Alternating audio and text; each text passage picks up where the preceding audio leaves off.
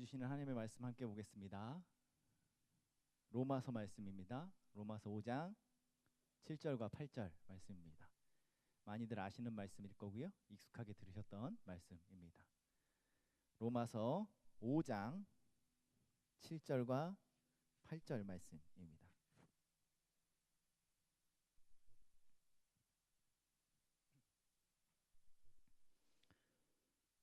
로마서 5장 7절과 8절 말씀입니다.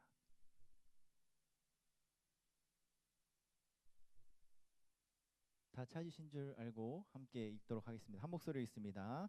의인을 위하여 죽는 자가 쉽지 않고 선인을 위하여 용감히 죽는 자가 혹 있거니와 우리가 아직 죄인 되었을 때에 그리스도께서 우리를 위하여 죽으심으로 하나님께서 우리에 대한 자기의 사랑을 확증하셨느니라.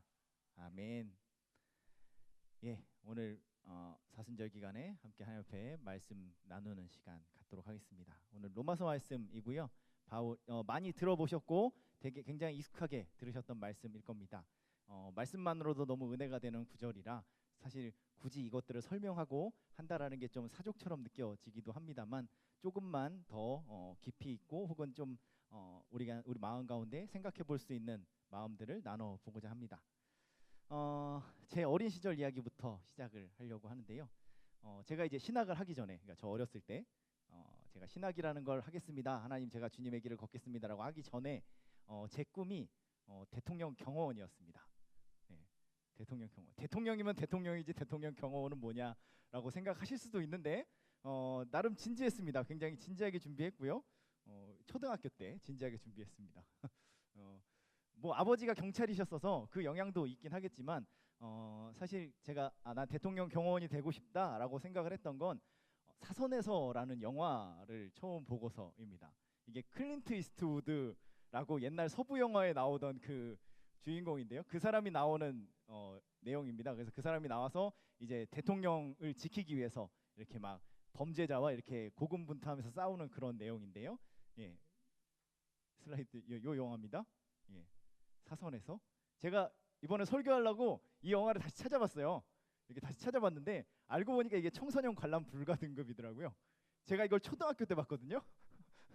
예, 어떻게 봤는지 모르겠습니다. 지금 기억이 잘 안 나요. 어디 비디오 가게에서 빌렸는지 아마 그 주말의 명화 이런 데 나오는 걸 보지 않았을까 일단 생각을 합니다. 어쨌든 이 영화에서 클린트 이스트우드가 이제 주인공입니다. 그래서 이제 대통령 경호원인데요.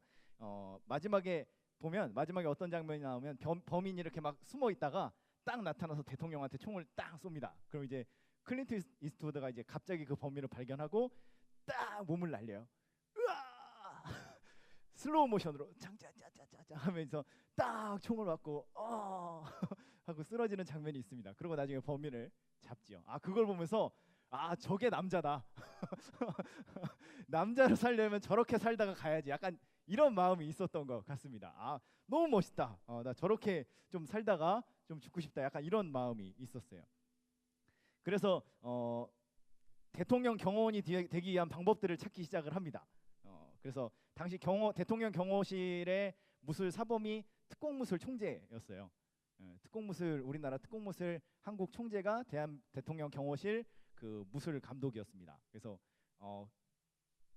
갑자기 특공무술을 배우러 다닙니다. 초등학생이 그 특공무술을 배우겠다고 여기 학원 찾아다니면서 막 이렇게 배우고요. 집에다 이렇게 관역 같은 거 이렇게 세워놓고 장난감총 그 비비탄총 있잖아요. 그거 가지고 이게 집에 이렇게 한 3-4개쯤 사놓고서는 이걸 가지고 막 이러면서 한 바퀴 굴러서 땅 쏘고 이런 사격 연습한다고 내가 이제 모든 것이 준비된 상태에서 대통령 경호실에 들어가리라. 약간 이런 마음을 가지고 굉장히 열심히 연습을 했습니다. 그래서 나중에 뭐 학교는 경찰대학을 갔다가 졸업하면은 뭐 이렇게 간부가 돼서 나중에 이렇게 뭐 아는 사람 이렇게 통해 가지고 대통령 경호실에 들어가야지 뭐 이런 되게 진지한 고민을 하고 계획을 짰습니다. 물론 님께서 저를 부르셔서 지금 여기 있긴 합니다만 예. 어쨌든 그 당시에 제 인생의 최종 목표가 뭐였냐면 대통령을 대신해서 총을 맞고 죽으리라. 총을 맞고 죽으리라. 물론 이제 우리나라 대통령실에서 총 맞고 죽을 일은 별로 없다라는 걸 나중에 알았어요. 우리나라에서 총기가 반입이 안 되기 때문에 총 맞고 죽을 일은 없다라는 건 나중에 알았지만 어쨌든 그렇게 죽고 싶었습니다. 제 인생의 목표였던 거죠. 왠지 그렇게 죽으면 굉장히 멋있고 좀 의미 있는 삶일 거라고 생각을 했던 것 같습니다. 오늘 말씀해 보면 다른 일을 위해서 죽는 사람들에 대한 이야기가 나옵니다. 그래서 의인을 위해서 죽는 사람, 또 선인을 위해서 죽는 사람들에 대한 이야기가 나오죠. 이렇게 의인이나 선인을 위해서 죽는 사람들이 쉽진 않지만 어쨌든 있다라는 것입니다. 그렇다면 이 사람들은 왜 다른 일을 위해서 목숨을 던질까? 왜 그 사람들을 위해서 죽을까? 도대체 무엇이 그 사람으로 하여금 다른 일을 위해서 목숨을 버리는 선택을 하게 하는 것일까? 그 이유를 살펴보면 우리는 왜 죄인을 위해서 죽는 게 쉽지 않은 것인지, 그리고 또 그럼에도 예수 그리스도께서 죄인인 우리를 위해 죽으셨다라는 것이 어떤 의미를 가지고 있는지 조금이나마 더 잘 알 수 있지 않을까 생각해 봅니다. 우선 한 사람이 다른 사람을 위해서 죽는 이유는 간단하게 얘기하면 내가 대신해서 죽는 그 사람이 그만큼 중요하고 가치 있는 사람이라고 여기기 때문입니다. 그 사람을 위해서 죽는 것이 더 가치 있을 뿐만 아니라 자신의 인생, 내 인생의 의미와 가치를 부여한다고 생각을 하는 거죠. 그러니까 내가 좀 부족하게 살았어도 저 사람이 가치 있게 저 가치 있는 사람을 위해서 죽는다면 내 인생도 또한 의미 있어진다라고 생각을 하는 것입니다. 사람에게 있어서 목숨을 거는 행동은 돌이킬 수 없고 그 이후를 보장할 수도 없는 선택이지요. 죽음은 취소할 수도 없고 넘어갈 수도 없는 것이기 때문에 그렇습니다. 평범한 아빠로 살아왔건 아니면 거리의 방랑자로 살아왔건 누군가를 위해서 죽는다라고 했을 때 우리는 온 인생을 통째로 다른 사람의 인생과 맞바꾸는 거래를 한다라고 생각하시면 됩니다. 그런데 일반적으로 이 거래는 1대1의 공평한 거래가 되지 않아요. 왜냐하면 내 것은 다 내주는데 내가 그 사람으로부터 뭘 받을지가 보장되지 않습니다.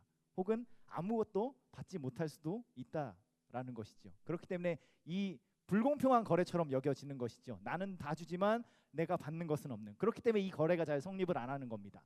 내가 다른 사람을 위해서 죽을 수 없는 이유가 내가 이것을 주는데 저 사람이 나한테 뭘 줄지가 결정되어 있지 않은 것이죠. 다만 이 거래가 성립하기 위해서는 상대방이 가진 무언가가 필요 이상으로 내가 내 거를 바친 내가 이것을 버리는 것 이상의 값어치를 가지고 있다라고 생각될 때 이 거래가 성립이 됩니다. 내가 직접 얻는 것이 없어 보일지라도 다른 방식으로 얻는 유익이 내 생명과 교환 가능한 만큼 큰 가치로 여겨져서 이 거래가 성립이 되는 것이죠. 제가 어릴 때 대통령을 위해서 죽고 싶다라고 생각을 했을 때 그 이유 역시 대통령이라는 존재가 그만큼 가치 있는 존재라고 제가 믿었기 때문입니다. 그를 위해서 죽는 것이 세상에 더 큰 도움이 되고 나의 인생도 가치 있는 인생으로 만들어 줄 것이라고 생각했던 것이죠. 물론 크면서 생각은 좀 바뀌었습니다. 그만큼 가치가 없는 대통령도 있다라는 걸 알게 됐으니까요. 그 사람이 대통령이건 아니면 독립운동가이건 만약 그 사람이 내 인생을 통째로 희생할 만큼 가치가 없는 사람이라면 우리는 그 사람을 대신해서 죽지 않을 것입니다. 두목을 위해서 죽는 깡패이건 혹은 독재자를 위해서 몸을 던지는 부하이건 심지어 일본 천황과 일본의 식민 통치를 위해서 몸을 던지는 가미가제 특공대까지도 자신이 생각하기엔 이 사람이 그만큼 가치 있다라고 생각하기 때문에 목숨을 던지는 것이지요. 그를 대신해서 죽으면 더 나은 세상이 오거나 혹은 그에 합당한 사회적인 국가적인 보상이 있을 거라고 생각하기 때문에 기꺼이 내 목숨을 바치는 것입니다. 그런데 한번 생각해 보시면 좋겠습니다. 내가 목숨을 바쳐서 살려낸 그 사람이 만약에 히틀러라면, 오늘 아침에 목사님 히틀러 얘기하셔서 저 깜짝 놀랐어요. 왜 내가 준비한 걸 아시나? 약간 그런 생각이 들어서. 히틀러라면 생각해 보십시오. 내가 길 가다가 저 사람이 교통사고 날 것 같아서 구해줬습니다. 근데 알고 보니까 그 사람이 히틀러입니다. 이렇게 가고 있는데 어떤 사람이 위험에 빠졌습니다. 알고 보니까 연쇄살인마 유영철이에요. 딱 알아봤습니다. 저 사람을 위해서 목숨을 던지고 저 사람을 구해야 할까요? 구하실 수 있겠습니까? 그럴 수 없는 것이죠. 바울은 이런 가치 있는 타인을 위해서 죽는 것도 쉽지 않다라는 걸 알고 있습니다. 그런데 그리스도께서는 우리가 아직 죄인 되었을 때 우리를 위해서 죽으셨다라고 말하는 것이죠. 이것은 그리스도가 우리에게 어떤 가치를 발견했다라는 뜻입니다. 우리를 보기에 뭔가를 발견하신 겁니다. 자기 인생을 던져서 자기가 죽으면서까지 우리를 살려야 하는 어떤 가치를 우리 안에서 발견하셨다라는 것이죠. 만약에 그것이 아니라면 예수님은 자기 인생을 가망 없는 사람들을 위해서 낭비하는 그런 죽음을 죽으신 것밖에 되지는 않습니다. 우리에게 뭔가 가치가 있다라는 것이죠. 예수님은 죄인들로부터 무엇을 보셨기에 자신의 삶을 던져 우리를 구하신 것일까요? 예수님이 우리에게 무엇을 보셨는지 이야기하기 전에 일단 어떤 분들은 그렇게 생각하실지도 모릅니다. 우리 주변에는 그 사람이 누군지 모르지만 그 생명의 가치가 소중해서 목숨을 바쳐 그를 살리는 사람들이 있지 않습니까? 그 사람이 가치가 있는 사람인가 아닌가를 따지지 않아도 난생 처음 보는 사람을 살리려고 몸을 던지는 소방관이나 경찰관 같은 사람들도 있지 않나요? 처음 만나는 사람을 구하려고 목숨을 희생하는 용감한 시민이나 숨은 의인들도 있지 않습니까? 라고 말씀하실지 모릅니다. 그렇습니다. 그런 사람들이 있지요. 위급한 상황에서 그 사람이 어떤 사람인지에 대한 판단을 보류하고 그 생명을 구하기 위해 자신을 희생하는 영웅들이 있습니다. 그리스도도 우리가 누구인지 판단하지 않고 그냥 우리의 생명이 소중하기 때문에 우리를 구하신 것은 아닐까? 감동적인 이야기입니다만 그럴 수 없습니다. 바울이 로마서 말씀에서 우리를 선인과 의인의 대비되는 죄인으로 특정하고 있기 때문에 그런 것이지요. 의인이나 선인을 위해서 죽는 것도 힘든데 그것과 비교도 할 수 없는 죄인을 위해서 예수 그리스도께서 죽으셨다라고 말하고 있는 것입니다. 그렇게 우리가 핑계대지 못할 만큼 우리가 죄인이다라고 못 박아 버리고 있습니다. 그리스도는 누군지 모르는 사람을 위해서 몸을 던지신 게 아닙니다. 그는 우리가 죄인임을 정확하게 알고 그럼에도 불구하고 우리를 위해서 죽으신 것이지요. 그렇다면 이런 경우는 어떻습니까? 이 사람은 본래 너무너무 착한 사람입니다. 너무너무 착한 사람이고 너무너무 정의로운 사람인데 오해나 음모가 있어서 궁지에 몰려서 죄인 취급을 받을 뿐입니다. 그런 사람을 위해서 죽는 사람들도 있습니다. 독립운동가 같은 사람들이죠. 일제 독립운동가 같은 사람들은 어쨌든 법적으로는 범죄자였습니다. 그런데 또 누군가한텐 내 아버지를 죽인 천인공노한 원수일 수도 있습니다. 그런데 이 사람이 하는 일의 가치를 아는 사람들은 그 사람들을 위해서 그 사람을 살리려고 이 사람을 보호하려고 목숨을 바친 많은 독립운동가가 있었지요. 그리스도의 죽음도 그런 것은 아닐까? 우리가 원래 너무너무 귀한 존재이고 너무너무 괜찮은 사람들인데 그 가치를 세상이 보지 못해서 세상의 정죄를 맞서서 우리를 살리려고 목숨을 던지신 것은 아닐까? 아니요, 그렇지 않습니다. 그가 죄인을 위해서 죽으셨다라는 말은 죄인처럼 보이지만 사실은 착한 사람들을 위해서 죽었다라는 말이 아닙니다. 그가 목숨을 버려 구하신 우리라는 존재는 세상이 몰라주는 의인이 아니라 그리스도를 십자가에 못 박고 침뱉고 모욕하고 배신했던 사람들입니다. 성경은 초대교회의 그 누구도 그리스도가 죽으실 때 믿을 만한 사람이었다, 본질은 선한 사람이었다라고 말하지 않습니다. 제자들은 도망치고 베드로는 예수님을 부인했습니다. 유대인들과 로마 병사들은 그를 때리고 희롱하며 그 고통을 즐겼던 사람들입니다. 그래서 요한복음은 이렇게 말하고 있습니다. 그가 자기 땅에 오매 자기 백성이 영접하지 아니하였으나 있습니다. 예, 감사합니다. 예, 주세요. 예, 감사합니다. 예, 안쓰러워 보이셔서.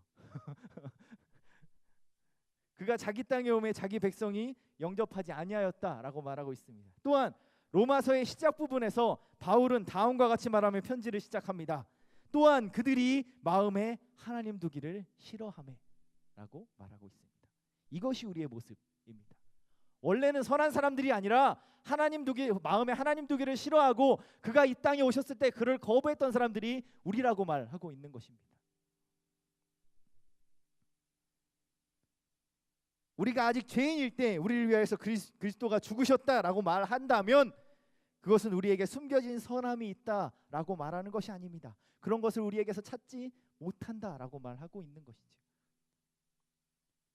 그렇다면 이것은 어떻습니까? 예수님은 지금은 죄인이지만 결국엔 나아질 것을 알았기 때문에 그 가능성을 보고 대신 죽어주신 것은 아닐까?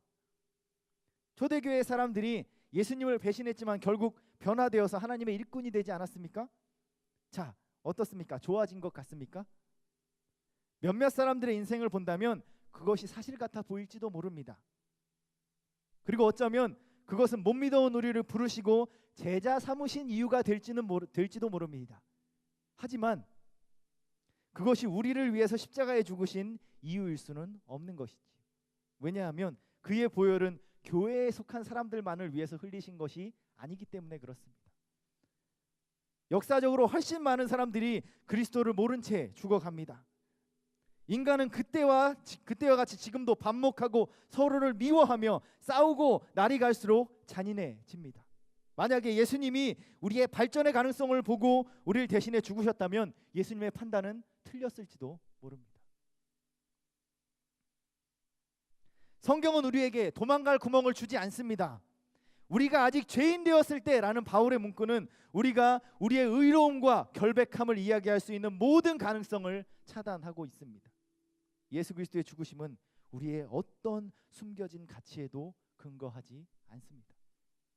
그렇다면 그리스도는 과연 무엇을 보신 것일까요?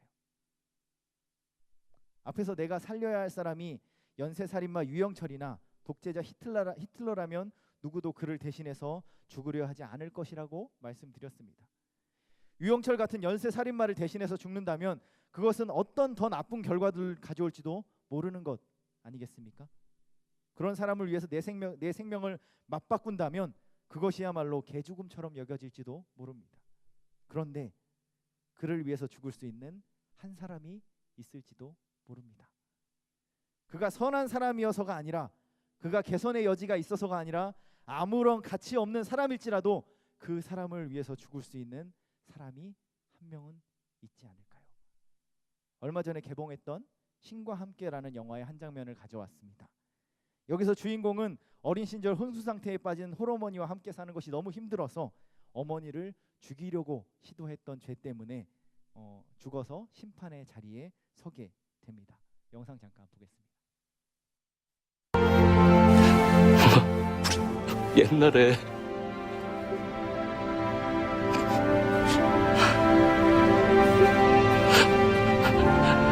엄마 아파가지고 병원에 누워있을 때 그때 나 못 먹어가지고 영양실조 걸리고 엄마 아파가지고 깨어나지도 못하고 그때도 기억나지. 그때 우리 참 힘들었다 엄마, 그치?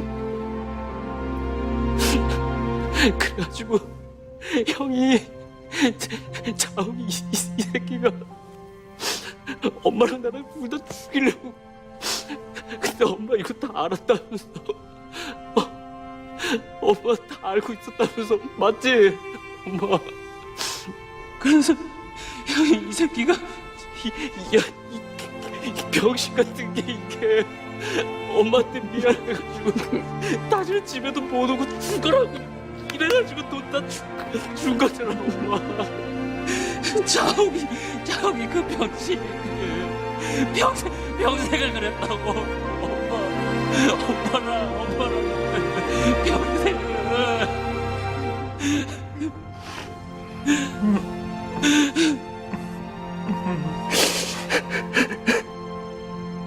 송아,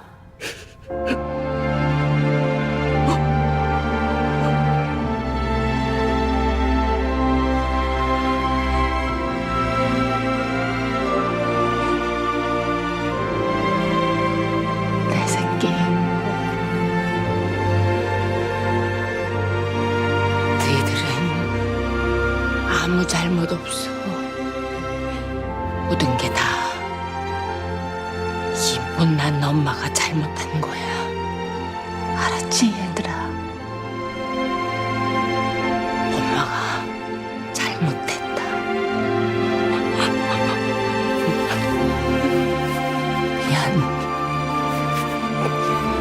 미안하다.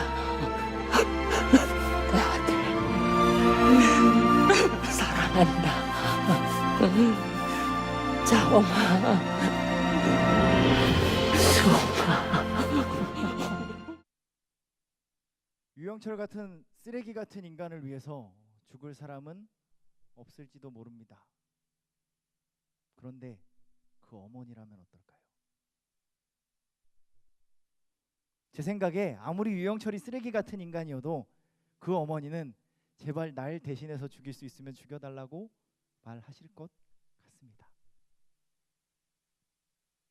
왜냐하면 그 어머니에게 그 아들은 죄인이건 악인이건 관계없이 그저 자신의 아들이기 때문에 그런 것이지요.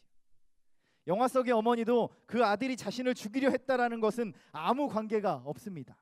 오히려 자신의 잘못이고 자기가 미안하다고 말합니다. 왜 그럴까요?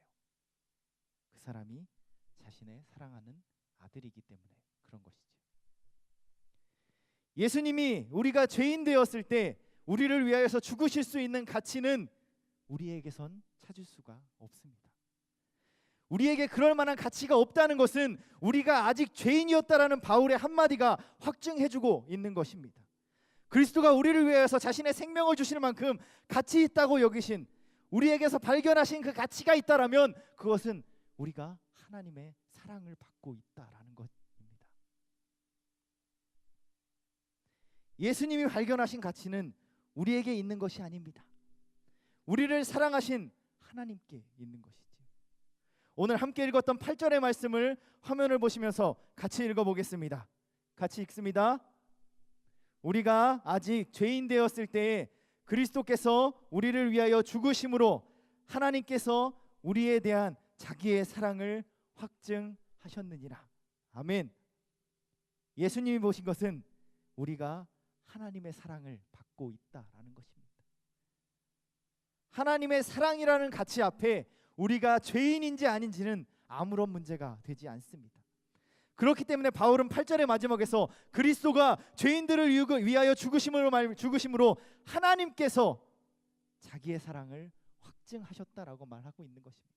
그리스도께서 죄인들을 위해서 죽으신 이유는 그리스도가 죄인들 가운데 뭔가 심오한 것을 발견하셨기 때문이 아니라 하나님께서 자기의 사랑을 확증하기 위하여서 우리에게 그 사랑을 보여주신 것이라는 것입니다. 우리가 아직 죄인 되었을 때에 우리를 위하여서 죽으셨다라는 바울의 고백은 우리에게 다른 어떤 희망적인 가능성이 있음을 말하지 않습니다. 오직 그 사랑만이, 그 십자가를 통해 하나님이 스스로 증명하신 그 사랑만이 우리를 살리는 유일한 가치임을 말해줄 뿐입니다. 사순절 기간입니다.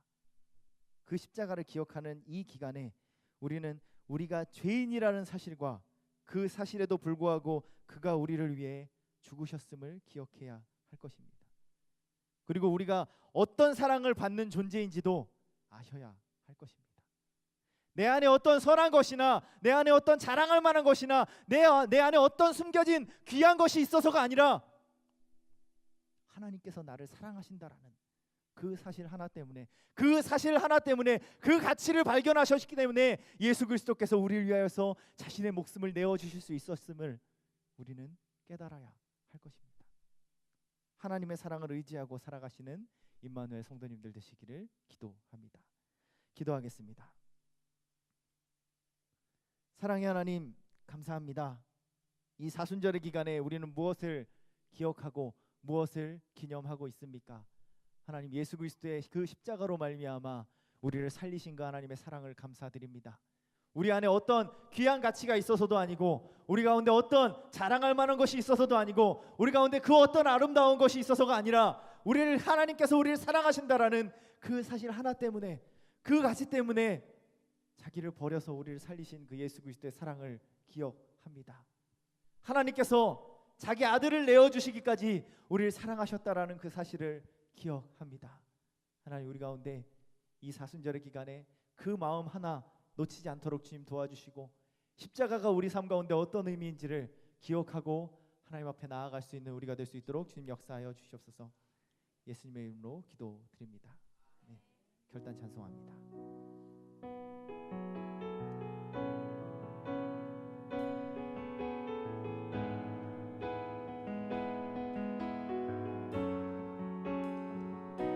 말씀을 기억하면서 고백하며 나아갑니다. 주의 보좌로 나아갈 때에 어떻게 나가야 할까?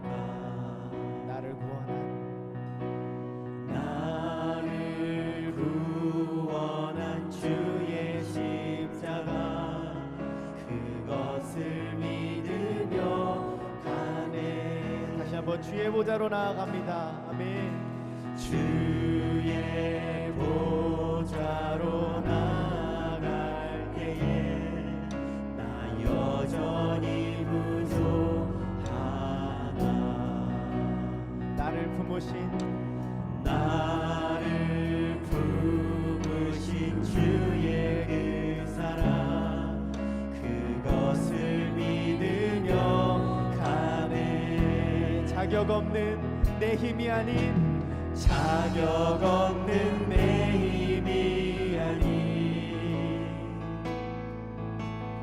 오직 예수님의 보혈로. 아멘. 자격 없는 내 힘이 아닌 자격 없는 내 힘이 아닌 오직 예수님의 보혈로 고백합니다. 십자가의 보혈, 십자가의 보혈 완전하신 사랑 힘입어 나갑니다. 십자가의 보혈 완전하신 사랑 힘입어 예외. 우리 두 손 들고 찬양할까요? 십자가의 보혈, 십자가의 보혈 완전하신 사랑 힘입어 나갑니다. 십자가의 보혈 완전하신 사랑 힘입어